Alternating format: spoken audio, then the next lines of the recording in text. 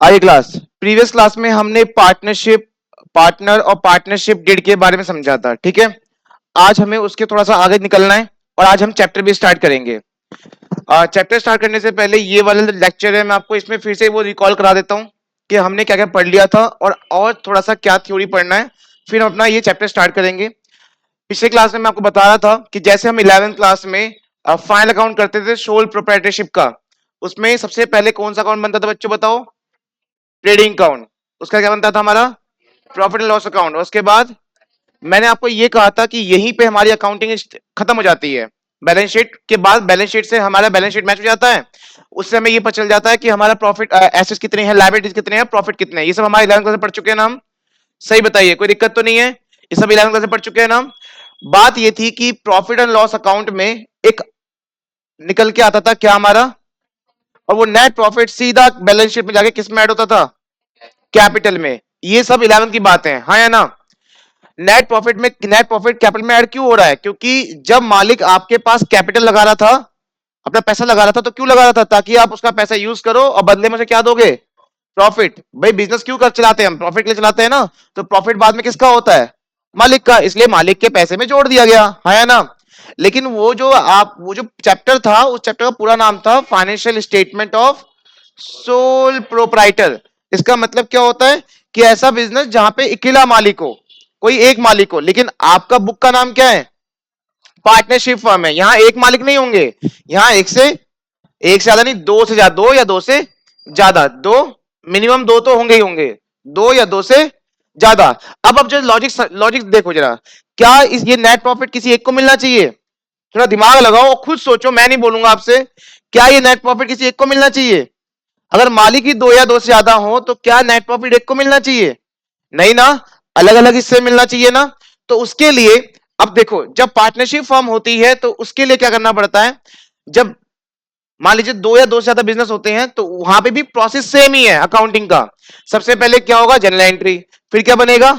Ledger account, फिर trial balance, फिर trading account, है ना, फिर प्रॉफिट एंड लॉस अकाउंट। लेकिन उसके बाद बैलेंस शीट नहीं बनेगा। इससे पहले क्या बनने वाला है? Profit and loss appropriation account. और इसके बाद एक और चीज भी है, क्या? पार्टनर्स कैपिटल अकाउंट, फिर बैलेंस शीट। अब ये बताओ, 11th और 12th में फर्क क्या है फिर? 11th अकाउंटिंग और 12th के अकाउंट में फर्क क्या हो गया? 11th के अकाउंटिंग में प्रॉफिट एंड लॉस अकाउंट के बाद सीधा बैलेंस शीट, और पार्टनरशिप अकाउंट में एक्स्ट्रा क्या आ गया? ये दो अकाउंट, क्या नाम बताना फिर से एक बार? Profit and loss appropriation account और दूसरा पार्टनर्स कैपिटल अकाउंट। क्यों बनाया गया है इसको? यही पढ़ने के लिए आपको फर्स्ट चैप्टर पढ़ना है। इसी को पढ़ने के लिए आपको फर्स्ट चैप्टर पढ़ना है कि आखिर ये दोनों है क्या, और क्यों बनाया गया, मकसद क्या है इन दोनों अकाउंट का। जब सोल प्रोप्राइटरशिप था तो यही सब करने वाले हम अपने फर्स्ट चैप्टर में। तो जब सोल प्रोप्राइटरशिप था तो सारा नेट प्रॉफिट कैपिटल में ऐड होता था, क्योंकि कैपिटल किसी एक की होती थी, हाँ या ना? कैपिटल किसी एक की होती थी, लेकिन यहाँ कैपिटल एक की नहीं है। यहाँ कैपिटल देने वाले पर्सन पार्टनर भी एक नहीं है, दो या दो से ज्यादा होंगे। इसलिए नेट प्रॉफिट जो है वो एक का नहीं होगा, वो दो या दो से ज्यादा का प्रॉफिट होगा, हाँ या ना? इसीलिए हमने उस प्रॉफिट को बांटने के लिए, और मैंने आपको प्रीवियस क्लास में बताया था, याद है? Salary, commission, interest and capital, ये सब कुछ शो करने के लिए हमने यहाँ पे दो अकाउंट बनाना है। क्या? बोलो फिर से एक बार। Profit and loss application account और दूसरा पार्टनर्स कैपिटल अकाउंट, ठीक है। तो यहीं से आपका इसी मेन दो चैप्टर्स हैं, दो अकाउंट है जो इसमें आप पढ़ोगे। और पार्टनर कैपिटल अकाउंट तो पूरे बुक में पढ़ने वाले हो आप, फर्स्ट टू लास्ट चैप्टर तक। पहले से लास्ट चैप्टर तक आप ये अकाउंट तो पढ़ने ही वाले हो, क्योंकि हर चैप्टर में पार्टनरशिप होगी, तो हर चैप्टर में पार्टनर का अकाउंट भी बनेगा, पार्टनर कैपिटल अकाउंट, ठीक है। चलिए, तो अब आपका फर्स्ट चैप्टर स्टार्ट होने वाला है। मुझे कोई बताएगा फर्स्ट चैप्टर का नाम क्या है? चलो मैं यहाँ पे पीडीएफ ओपन कर देता हूं, ठीक है। आप देखिए, फर्स्ट चैप्टर का नाम क्या है आपका? क्या है? अकाउंटिंग ऑफ पार्टनरशिप फर्म की। अकाउंटिंग कैसी है, कैसी का अकाउंटिंग करनी है? हमें पार्टनरशिप फर्म की अकाउंटिंग करनी है, ठीक है। एक सेकेंड, मैं से दूसरे फोल्डर में खोल लेता हूं।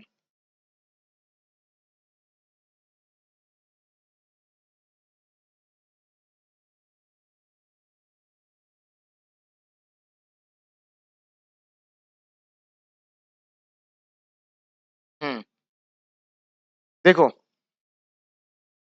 तो अकाउंटिंग करनी है, अकाउंटिंग किसकी? पार्टनरशिप फर्म की। और ये क्या है? फंडामेंटल्स। फंडामेंटल्स मतलब उनके कुछ रूल्स एंड रेगुलेशंस, वो हम इस चैप्टर में पढ़ने वाले हैं। और इस चैप्टर में हम अकाउंटिंग करने वाले हैं किसकी? पार्टनरशिप फर्म, मतलब ऐसा फर्म, ऐसा बिजनेस जिसमें पार्टनरशिप चल रहा है, मतलब दो या दो से ज्यादा पर्सन का रिलेशन चल रहा है। ठीक है, मैंने आपको प्रीवियस क्लास में तीन वर्ड बताए थे। एक बताया था आपको किस बारे में? पार्टनर, दूसरा पार्टनरशिप, और तीसरा पार्टनरशिप डेट बताया था। पार्टनर एक पर्सन है, पार्टनर एक जीता जागता कौन है? एक पर्सन है, एक ऑनर है या फिर एजेंट है, बताया था ना, ऑनर या फिर एजेंट है। तो पार्टनरशिप क्या होती है? इन पार्टनर्स का रिलेशन, कि आपस में कैसे बिजनेस चला रहे हैं। और पार्टनरशिप डीड क्या होती है? Return agreement. वो सब हम दोबारा पढ़ने वाले हैं, तो ये सब कुछ हम दोबारा से पढ़ेंगे इस चैप्टर में। तो बेसिकली आइए चैप्टर स्टार्ट करते हैं। सबसे पहले आपके सामने क्या है? डेफिनेशन है। देखो, थ्योरी पे हम ध्यान नहीं देंगे क्योंकि थ्योरी आती ही कम, बहुत कम आती है। मेनली मेनली क्या आते हैं? मेनली क्वेश्चन ही आएगा। लेकिन मैं कहता हूं ना, क्वेश्चन करने से पहले आपको पूरी नॉलेज होनी चाहिए। जैसे मैंने आपको एक बात बताई थी कि पार्टनरशिप एक्ट 1932 के अकॉर्डिंग चलेगा पूरा क्वेश्चन, पूरा पूरा बुक, है ना। मतलब जितने भी आप क्वेश्चन अकाउंट बना रहे हो, क्वेश्चन कर रहे हो, वो सब आपके एक्ट के अकॉर्डिंग चलता है। वो सब इसमें आप पढ़ने वाले हो। तो थ्योरी तो करना नहीं है, लेकिन आपको आना चाहिए हमेशा। ठीक है, तो आइए, meaning of definition of partnership. Partnership की डेफिनेशन क्या है? तो पार्टनरशिप एक्ट 1932 सेक्शन 2 के अकॉर्डिंग पार्टनरशिप क्या? एक रिलेशन है। किनका? वो उन लोगों का जो एग्री कर रहे हैं कि क्या मतलब बिजनेस में प्रॉफिट कैसे बटेगा, और अपना बिजनेस कैसी कैसे कैरी करेंगे, बाय बाय ऑल या any of them acting for fall. देखो, मैंने आपको लास्ट में क्लास एक वर्ड बताया था स्लीपिंग पार्टनर के बारे में, है ना। स्लीपिंग पार्टनर बताओ क्या होता है? पार्टिसिपेट नहीं करेगा पर पैसा लगाएगा, ये बताया था ना। स्लीपिंग पार्टनर, देखो ये भी तो यही लिखा हुआ है। पार्टनरशिप एक रिलेशन है किन पर्संस का? जो उसमें काम कर रहे हैं। जो लोग प्रॉफिट कैसे शेयर होगा उसके लिए भी वो पहले से एग्री कर चुके हैं। या तो सारे काम कर रहे होंगे या उनमें से कोई कोई काम कर रहा होगा। ठीक है, उनमें से सब में से कोई और काम कर रहा होगा। तो मैंने आपको बताया था कि कई बार सारे काम करते हैं और कई बार कुछ लोग काम नहीं भी करते हैं, पर पैसा लगाना पड़ता है। ठीक है, अच्छा, जरूरी है पैसा लगाना पड़ता है? ये भी नहीं होता। फॉर एग्जाम्पल, मान लीजिए दो पार्टनर हैं, और दो पार्टनर कह रहे हैं यार हमें ना इस बिजनेस को चलाने के लिए कोई ऐसा व्यक्ति चाहिए जिसमें दिमाग हो, जो इस फील्ड में दिमाग हो। लेकिन एक व्यक्ति है लेकिन वो पैसा नहीं लगाएगा। चल एक काम करते हैं, तो कर लेते हैं, उसे ले लेते हैं अपने बिजनेस में, क्योंकि उसकी वजह से बिजनेस चल तो जाएगा। तो कई बार क्या होता है कि ऐसे पार्टनरशिप में आ जाते हैं जो कैपिटल नहीं लगाते, तब भी वो पार्टनरशिप में आ सकते हैं। लेकिन आपके बुक में जो क्वेश्चंस हैं वो सारे क्वेश्चन में पार्टनर पैसा लगाएगा। ठीक है, सब में पैसा, मतलब क्वेश्चन में ऐसा लिखा हुआ कि हर पर्सन ने पैसा लगाया हुआ है। ठीक है, तो फिर से बताता हूं, पार्टनरशिप क्या है? बोलो। एक रिलेशन है किसके? पर्सन के बीच में, उस ऑनर के बीच में, उस एजेंट्स के बीच का एक रिलेशन है। इसमें यह डिसाइड किया जाता है कि कैसे पैसा प्रॉफिट बटेगा। या तो सारे काम कर रहे होंगे या उनमें से कोई और काम कर रहा होगा, उनमें से कोई और काम कर रहा होगा। चलिए, फिर इसमें लिखा हुआ है कि पार्टनरशिप, एक और भी डेफिनेशन लिखी है कि एक बिजनेस रिलेशनशिप है बिटवीन किसका? टू और मोर, दो या दो से ज्यादा पर्सन का, who share profit and loss of the business. Profit भी और लॉस भी। ठीक है, ये शायद चल नहीं रहा, मुझे लग रहा है चल नहीं रहा क्या ये ना। चलो ये फैन ऑन कर दो, ये फैन ऑन कर दो, शायद चल नहीं रहा। मैं कह रहा सर्विस में आएगा ये। चलो देखो इधर फिर से एक बार। पार्टनरशिप क्या है? एक ऐसा बिजनेस रिलेशन है जिसमें दो या दो से ज्यादा लोग प्रॉफिट और लॉस। अच्छा एक बात बताओ, अगर आप चारों एक बिजनेस शुरू कर रहे हो, प्रॉफिट होगा तो चारों का होगा ना, लॉस होता है तो ही चारों का होगा। अब ये तो नहीं कि वंश कह रही नहीं नहीं नहीं, लॉस तुम देखो मैं नहीं, ऐसा नहीं होगा। ऐसा नहीं होता, प्रॉफिट है तो सबका, लॉस है भी तो सबका। लेकिन इसमें एक टॉपिक है, इस चैप्टर में एक टॉपिक है गारंटी ऑफ द पार्टनर। उसमें कई ऐसा देखा गया है कि एक पार्टनर बच जाता है लॉस से, पर वो तभी होगा जब पहले से पार्टनरशिप डीड में लिखा है। कि एक पार्टनर को कभी भी लॉस नहीं होना चाहिए। चलिए वो देख लेंगे, पर यहां पे क्या लिखा है कि सभी पार्टनर प्रॉफिट भी और लॉस दोनों शेयर करेंगे, that may be carried by all, या सारे काम कर रहे होंगे या उनमें से कोई एक व्यक्ति काम ना भी करे तो कोई चलता है। ठीक है, चलिए पार्टनर, फर्म और फर्म नेम, पार्टनर का फर्म का नाम और सब कुछ होना चाहिए यहाँ पे बेसिकली। ठीक है, पार्टनरशिप में बेसिकली। चलिए अब बात करते हैं कि जरूरी क्या है पार्टनरशिप फर्म में। सबसे पहला जरूरी क्या है, दो मिनिमम और दो से ज्यादा होने चाहिए। ठीक है, माइनर पार्टनर होना चाहिए क्या, माइनर मतलब 18 से नीचे नहीं होता, 18 से नीचे कभी नहीं होता, लेकिन एक शर्त है। एक शर्त क्या है, मान लो कि तीन पार्टनर हैं, ए बी और सी। अब सी की डेथ हो गई अचानक से, तो उसका जो बेटा है, अगर उसका बेटा मान लो 17 साल का है और 6 महीने बाद वो 18 साल का होने वाला है, तो वो एज अ पार्टनर काम करेगा, लेकिन किसी भी डिसीजन में वो बैठेगा नहीं। मतलब कोई भी डिसीजन लेना पड़ता है अगर बिजनेस में, तो उसका कोई रोल नहीं होगा। जैसे ही वो 18 का हो जाएगा, उसे खुद बोलना पड़ेगा कि मैं खुद से अपने आप चाहता हूं कि मुझे भी पार्टनरशिप में ले लिया जाए। अगर वो 18 हो जाता है और 18 के 6 मंथ से पहले अगर वो नहीं बताता ये चीज, तो उसे पार्टनरशिप से निकाल देंगे। ऐसा भी है, मैं फिर समझा रहा हूं।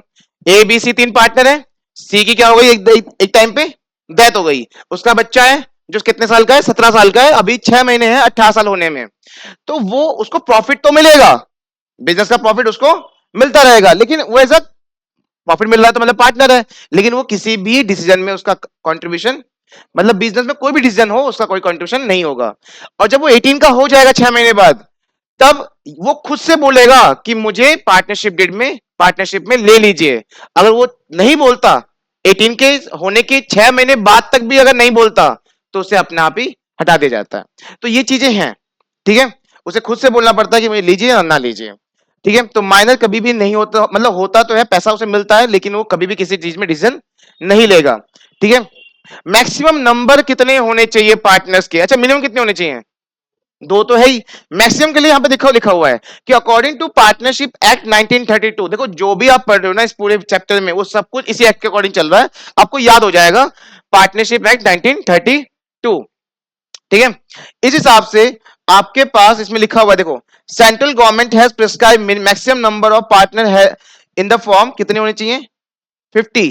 ठीक है, ये 50 लिखा हुआ है यहाँ पार्टनर में, और कई बार 200 भी होते हैं, वो अलग बिजनेस होते हैं, फाइनेंसिंग और नॉन फाइनेंसिंग करके, उसमें भी होते हैं, लेकिन यहाँ पे क्या लिखा हुआ है कि मिनिमम 2 और मैक्सिमम कितने हैं, 50 है। ठीक है, चलिए एग्रीमेंट, क्या पार्टनरशिप में एग्रीमेंट होगा, बिल्कुल, मैंने आपको कहा था एक ओरल एग्रीमेंट भी होता है और रिटन एग्रीमेंट होता है। रिटन एग्रीमेंट क्या कहते हैं हम, पार्टनरशिप डीड कहते हैं।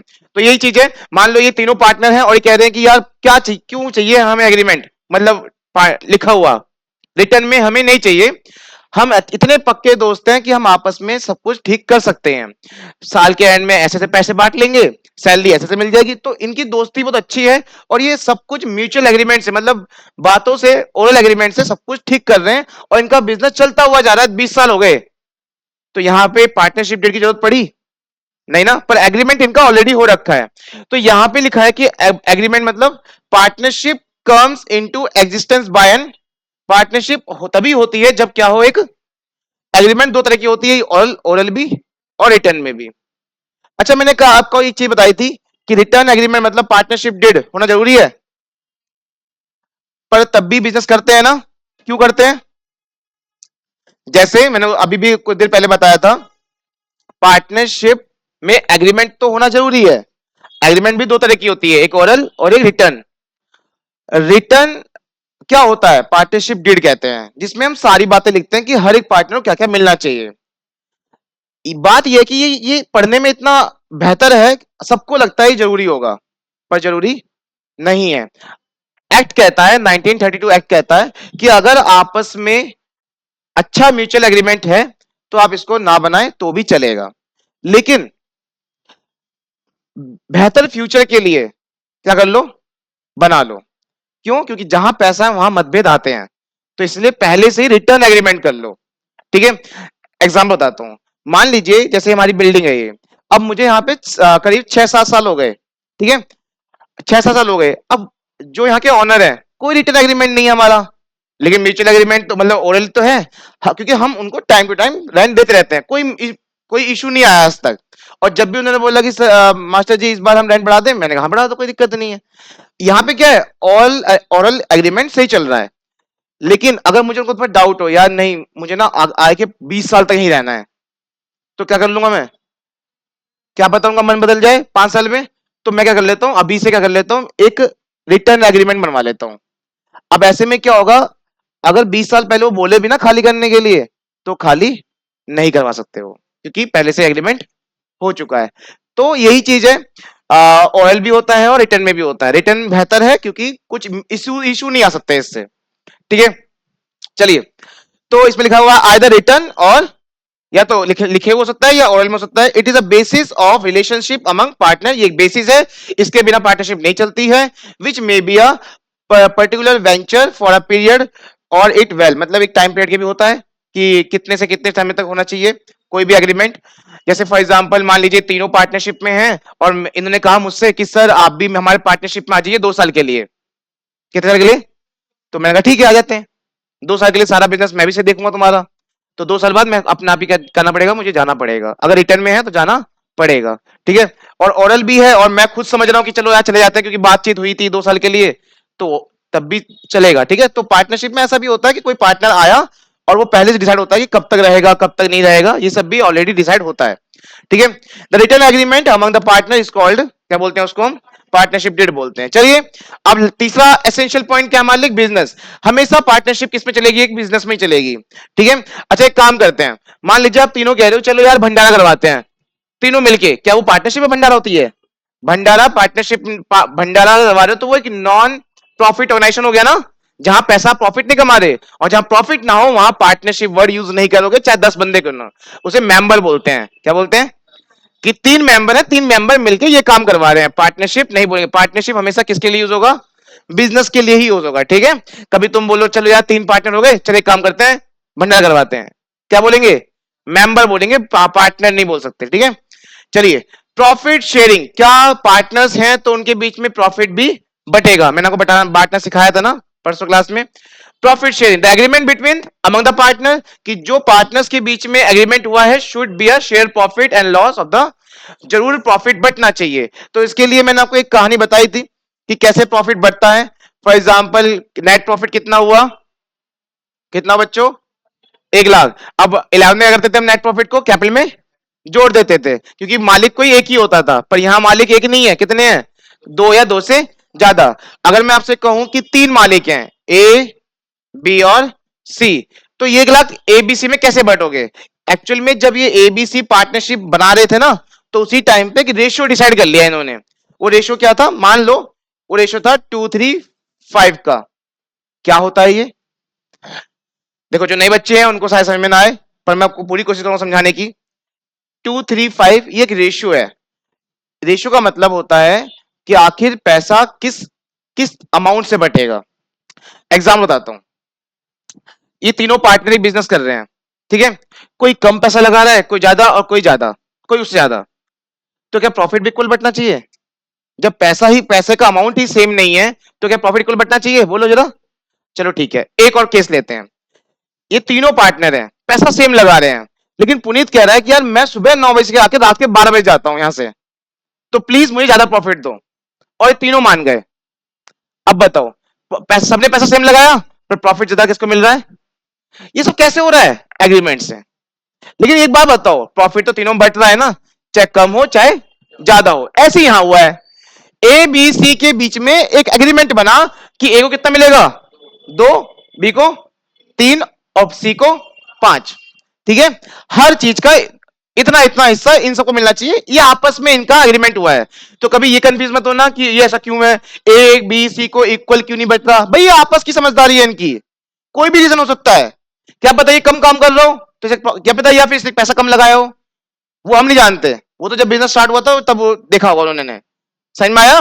तो ऐसा कभी क्वेश्चन दिमाग में बदलना कि ऐसा क्यों, ऐसा इनके आपस की समझदारी की वजह से हुआ है, एग्रीमेंट की वजह से हुआ है। बात यह है कि ये 1 लाख कैसे बांटोगे, तो देखो कैसे बांटते हैं, बहुत सिंपल है, बहुत सिंपल। सबसे पहले हम किसको देना है पैसा, ए को, तो ए कैसे क्या बोल रहा है, ए बोल रहा है भाई मुझे तो 1 लाख का मेरा हिस्सा दे दो, मुझे 1 लाख का मेरा हिस्सा दे दो ना। 1 लाख इंटू इंटू करना है उसका हिस्सा, कितना हिस्सा उसका, 2 by divided by total, total किसका, उस सबका, कितना है 10, कितना आएगा बच्चों 20,000। तो बी कितना आएगा, और इसका, सीख गए, बहुत सिंपल है ना। मान लो यहाँ पे 3 लिखा हुआ है, ये 3 यहाँ लिखा हुआ है, तो 10 से काटा 10,000, 10,000 इंटू 3 30,000, ठीक है। तो स्मार्ट तरीके से पढ़ना है, सारे एक साथ कैलकुलेट नहीं करने। और ऐसे यहाँ पे 5 लिखा है, तो 10 से काटा 10,000, 10,000 इंटू 5 50,000। तो बताओ 20 इसको मिल गए, 30 इसको मिल गए, कितने हो गए 50, और 50 उसको मिल गए, हो गए 1 लाख, सबको मिल गया ना। तो वही क्वेश्चन वो कहना चाहता है, वही वो पॉइंट बोलना चाह रहा है।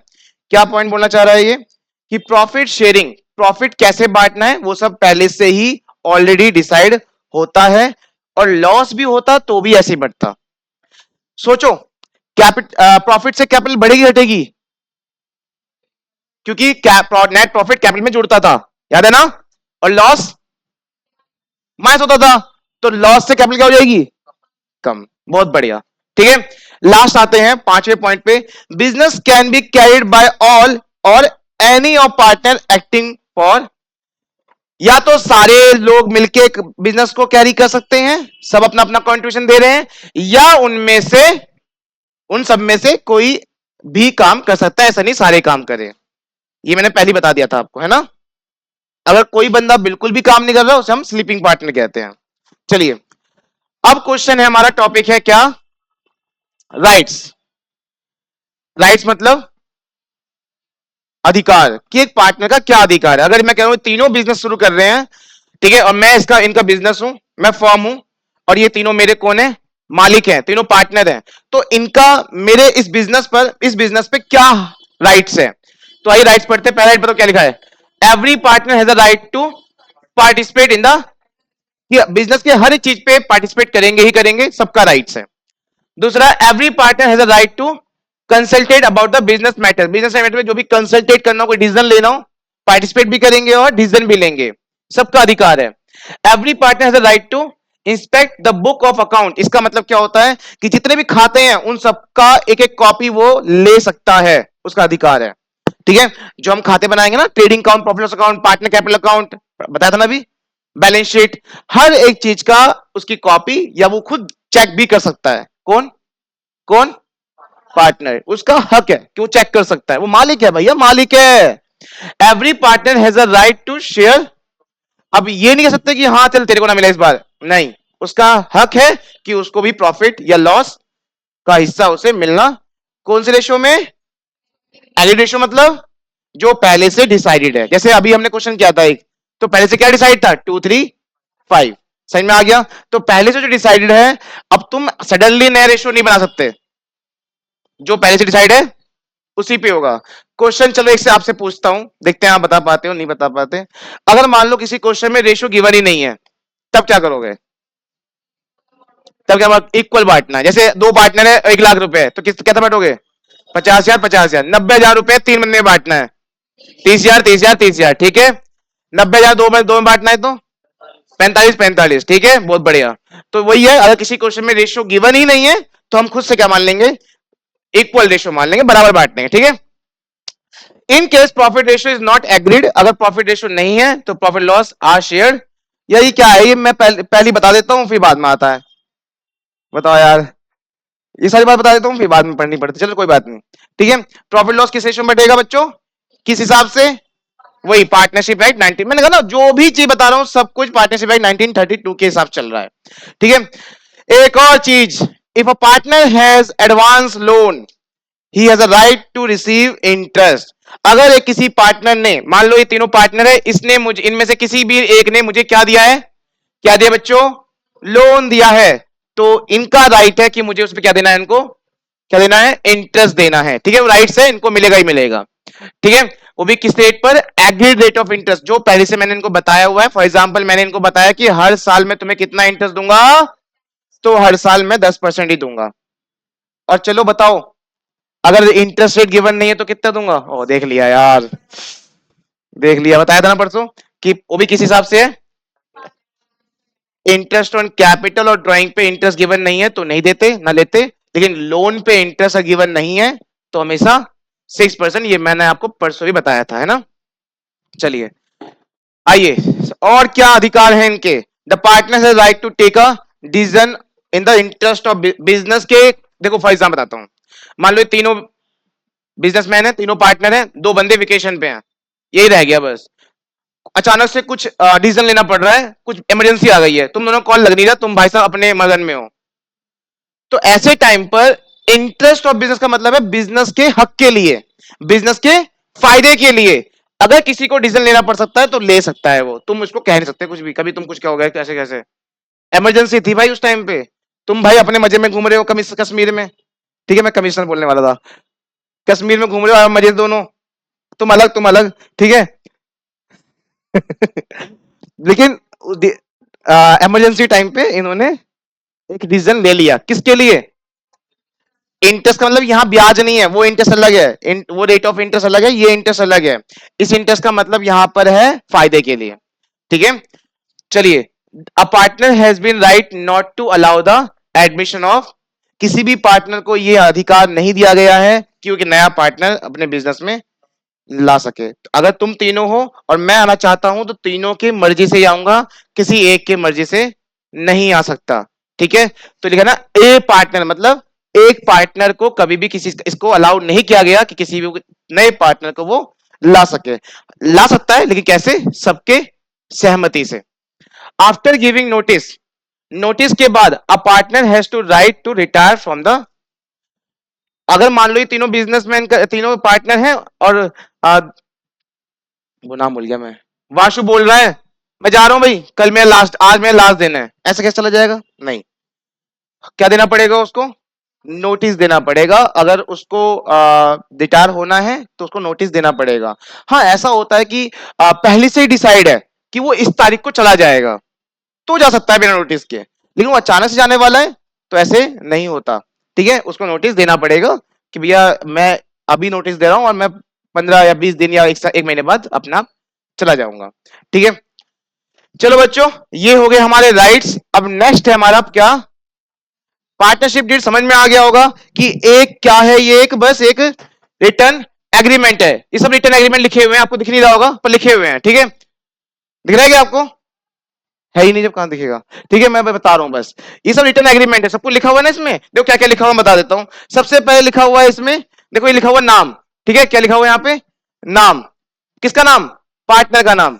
हर एक पार्टनरशिप डेट में क्या लिखा होना चाहिए कि नाम। देखो दिख रहा है यहाँ पे यार, तुम दिख नहीं रहा है पर यहाँ लिखा हुआ है नेम, डिस्क्रिप्शन और उसका एड्रेस। डिस्क्रिप्शन मतलब उसके बारे में, ठीक है। उसके और क्या होना चाहिए? Description of the firm, firm का नाम और फर्म का एड्रेस। ये सब लिखा हुआ है इसमें, देखो पूरा पेज भरा हुआ है ना, आप देख सकते हो इसमें। और इसके बाद बिजनेस का प्लेस, किस लोकेशन पे है वो, उसका प्राइम लोकेशन क्या है, मतलब होता है ना कि हेड ऑफिस कहां है, ये सब वगैरह। नेचर ऑफ बिजनेस, बिजनेस का नेचर कैसा है, मतलब किस प्रोडक्ट में डील करती है, ठीक है। फिर क्या लिखा है, मुझे दिख नहीं रहा। कमिटमेंट ऑफ द पार्टनरशिप, इसका मतलब यह है कि पार्टनरशिप डेट की शुरुआत डेट क्या थी, किस दिन को ये बिजनेस इन्होंने शुरू किया था। हर एक बिजनेस का शुरू तो डेट होता ही है ना। ऐसे ही फॉर एग्जांपल इन्होंने कहा कि चलो इस अप्रैल शुरू करते हैं 4 दिन बाद, तो इनकी 1 अप्रैल 2025 कमिंसमेंट डेट हो जाएगी, ठीक है। कैपिटल कंट्रीब्यूशन, कितना पैसा लगाया इन तीनों ने, ये सब भी उसमें लिखा जाता है, ठीक है। इंटरेस्ट ऑन ऑन कैपिटल, इनको कितना इंटरेस्ट रेट मिलेगा ये भी इसमें लिखा जाता है। इंटरेस्ट ऑन ड्राइंग, अगर ये किसी कभी ड्राइंग करते हैं फॉर्म में से, कौन सी ड्राइंग करते हैं, परमानेंट या टेम्पररी? टेम्पररी ड्राइंग पे इंटरेस्ट लगता है हमेशा, बताया था ना परसों। तो अगर कभी ये ड्राइंग करते हैं तो उस पर कितना हमें इनसे इंटरेस्ट लेना है वो भी पहले से लिखा होता है, और नहीं लिखा होता तो नहीं लेने, ठीक है। प्रॉफिट शेयर रेशियो क्या होगा, इक्वल होगा, 2:3:5 होगा, 5:3:2 होगा, वो सब भी पहले से डिसाइड होता ही है। और इसमें क्या लिखा हुआ है, इंटरेस्ट ऑन लोन, लोन का इंटरेस्ट भी लिखा होता है, 10%, 12%, 15%, नहीं लिखा तो कितना, 6%, है ना। चलिए, उसके बाद रेमुनरेशन ऑफ पार्टनर्स, ये क्या चीज है? मैंने आपको पिछले क्लास में एक बात बताई थी कि पार्टनर हमेशा प्रॉफिट ही नहीं लेता, कई बार सैलरी, कमीशन भी लेता है। अब तुमको मालिक सैलरी लेगा, सैलरी तो एम्प्लॉय लेते हैं, ऐसा नहीं होता, ऐसा नहीं होता। एग्जाम्पल देखो, मान लो एक मालिक है, वो कह रहा है देखो मैं मेरा मालिक कौन होता है? मालिक जो अपना आइडिया लगाए बिजनेस में, वो कह रहा है मैं आइडिया भी लगाऊंगा, लेकिन जो इम्प्लॉय जो काम कर रहे हैं ना, मैं वो वाला काम भी कर लेता हूं। तो चलो 6 एम्प्लॉय की जरूरत है, 5 बाहर से ले आते हैं, छठा मैं, मेरा आइडिया भी और मैं एज ए एम्प्लॉय भी। तो मुझे मेरा बिजनेस क्या देते हैं? मुझे प्रॉफिट भी देते और मुझे क्या चाहिए अलग से? सैलरी भी। समझ में आया? तो पार्टनर को सैलरी भी मिल सकती है, लेकिन सबके सहमति से, सब एग्री कर जाए तब मिलेगा। तो उसी का कहते हैं हम क्या? रेम्युनरेशन। रेम्युनरेशन में क्या सिर्फ सैलरी आएगी? नहीं, कमीशन भी आता है। फॉर एग्जाम्पल ये कह रहा है कि देखो मैं सामान तो बिकता रहेगा, लेकिन अगर मैं ये वाला डील करवा दूं, कोई और डील करवा दूं, तो क्या मुझे अलग से कमीशन मिल जाएगा? सब सहमत कर गए, तो अलग से कमीशन भी मालिक को मिल जाता है। ठीक है, तो उसे कहते हैं हम रेम्युनरेशन टू द पार्टनर, कि पार्टनर्स को अलग से कोई पैसे मिलते हैं क्या? बिल्कुल, सैलरी, कमीशन, ये सब मिलता है। वैल्यूएशन ऑफ गुडविल, देखो आपका सेकंड चैप्टर का नाम है ये, वैल्यूएशन ऑफ, और पूरी बुक में गुडविल का यूज होने वाला है, सेकंड चैप्टर से लेकर लास्ट चैप्टर तक इसका यूज होने वाला है। तो जिसने सेकंड चैप्टर को पे ध्यान नहीं दिया, वो आगे के चैप्टर्स पे थोड़ा सा उसके लिए मुश्किल बन सकती है। तो बहुत, जो मैंने कहा था ना, 11th नहीं है ये, 11th में बीआरएस अलग चीज है, डेफिनेशन चैप्टर अलग चीज है, फाइल अकाउंट अलग चीज है, कहीं कनेक्शन नहीं है इनका। पर यहां देखो, फर्स्ट चैप्टर 10 मार्क्स तक खत्म होते ही सेकंड चैप्टर क्या आएगा? गुडविल। और गुडविल पढ़ने के बाद आपका वही गुडविल चैप्टर हर चैप्टर में कनेक्ट होने वाला है। तो कितना इंपॉर्टेंट है, हर एक लेक्चर इंपॉर्टेंट होने वाला है यहाँ पे।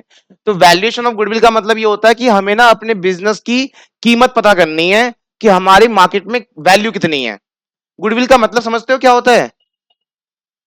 गुडविल कोई टेंजिबल है, इंटेंजिबल है? इंटेंजिबल मतलब एक फीलिंग वाली चीज है। जैसे अगर मैं आपको फोन बोलूं, तो मोबाइल फोन बोलूं, सेल फोन बोलूं, तो आप एक बड़े ब्रांड का नाम लोगे, ठीक है, लाइक अ सैमसंग, क्योंकि मेरे पास है, ठीक है। तो क्यों क्यों बोला सैमसंग आपने? क्योंकि वो बड़ा ब्रांड है, उसकी गुडविल मार्केट में है। गुडविल मतलब एक फीलिंग है। क्या उस फीलिंग को अमाउंट में बदल सकते हो आप? नहीं, फीलिंग को अमाउंट में बदला नहीं जा सकता। फीलिंग तो फीलिंग होती है ना, बताओ। तो वही चीज है, लेकिन ये चैप्टर आपको उस फीलिंग को अमाउंट में कन्वर्ट करके देगा। ठीक है, जैसे माँ ने बोला तुझे, तेरे को मैं बचपन से पाल रही हूं, तू मेरा कर्ज नहीं अदा कर सकता, लो 10,000 रुपए। मम्मी कही ना 10,000 में कुछ ना हो भाई, 10,000 तू मुझे मेरी प्यार को 10,000 में तोल रहा है। नहीं मम्मी अभी रखो तो सही, कोई बात नहीं। तो क्या करा हमने, वो अभी फिलहाल वो खुश हो जाए इसलिए 10,000 दे दिए। तो ऐसा ही इसमें कुछ है, कि हम ना वो फीलिंग वाली चीज को वैल्यू में कन्वर्ट नहीं कर सकते, लेकिन इन्होंने कुछ रास्ते दिए हैं कि उस तरह से वैल्यू में कन्वर्ट हो जाए, ताकि तुम अकाउंटिंग कर लो। तो वो सब चीजें करने होने वाली है कहां पर? सेकंड चैप्टर में। ठीक है, वैल्यूएशन ऑफ एसेट्स, एसेट्स की वैल्यू क्या होगी, कैसे बढ़ेगी कैसे घटेगी, वो सब भी यहाँ डिस्कस होगा।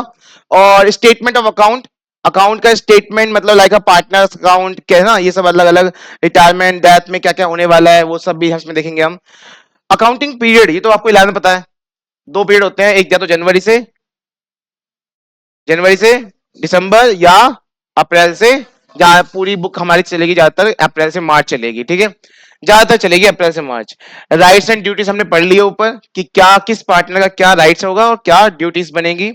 और फिर लास्ट क्या है, नहीं और भी है भैया, ड्यूरेशन ऑफ द पार्टनरशिप, बता सकता कोई मतलब इसका, कि ये पार्टनरशिप कब तक चलेगी। फॉर एग्जाम्पल, दो बंदे आए बिजनेस में, दो बंदे आए तो वो क्या हो गया? सोल प्रोप्राइटरशिप, वो पार्टनरशिप हो गया। लेकिन उन्होंने पहले डिसाइड कर लिया, जैसे ही उन्होंने डेट डिसाइड किया ना, कब से स्टार्ट कर रहे हैं हम, उन्होंने जैसे ही डिसाइड किया कि हम कब से स्टार्ट कर रहे हैं, कहां गया ये रहा, कब से स्टार्ट कर रहे हैं, तभी उन्होंने ये डिसाइड कर लिया कब तक चलाना है। तो वो क्या हो जाएगा, मान लो 5 साल चलाना है, तो 5 साल क्या है इसका ड्यूरेशन है, कि 5 साल ये बिजनेस चलने वाला है पार्टनरशिप पर। बाद में वो अलग हो जाए, नहीं हुए तो अलग बात है, लेकिन अभी इस पार्टनरशिप का ड्यूरेशन क्या है? ऐसा नहीं है कि 5 साल पर बंदी हो जाएगा, क्या पता वो कहें कि चलो चलाते रहते हैं इसको अब। लेकिन अभी जो एग्रीमेंट है वो 5 साल का है, तो उसे कहते हैं हम क्या? Duration of partnership. Bank account operation, कि भैया बैंक अकाउंट का जो ट्रांजेक्शन है, जो लेन देन है, वो how shall be bank account be operate, whether it shall be operate by any of the partner, या जॉइंटली, या तो कोई एक बंदा चला ले या जॉइंटली भी चला ले। ठीक है, उसमें कोई दिक्कत नहीं है। डेथ ऑफ द पार्टनर का मतलब क्या है कि अगर कोई पार्टनर की डेथ होती है तो उसके बाद बिजनेस चलता रहेगा या बिजनेस बंद करना है, ये भी पहले से डिसाइड हो जाता है। ठीक है, या तो बिजनेस चलता रहेगा या बिजनेस बंद करना है, वो सब भी पहले से डिसाइड करना पड़ता है। और स्टेटमेंट ऑफ डिस्प्यूट्स, इसका मतलब है कि अगर कोई डिस्प्यूट्स, अगर कोई लड़ाई हो जाए, कोई खूनम खान हो जाए, घुसे बच जाए एक दूसरे में, अगर हो जाए तो among the partner how they shall be settle, वो कैसे सेटल होगा, वो सब भी पहले से डिसाइड होता है। ठीक है, अगर तीनों चारों पार्टनर में घुसे बजाय बच जाए इन तीनों में, तो सेटलमेंट कैसे होगा वो सब भी पहले से डिसाइड हम पहले ही कर लेते हैं। ठीक है, चलिए, तो ये है हमारा पार्टनरशिप डेट जिसमें हम सारी बातें लिखते हैं कि क्या क्या कैसे से होना चाहिए। चलो, ये तो पढ़ लिया हमने, ये भी पढ़ लिया। ठीक है, चलिए अब हम करेंगे क्वेश्चन जिसको मैं नेक्स्ट फर्स्ट लेक्चर से शुरू कर देता हूँ। ये थ्योरी हो गया ना हमारा।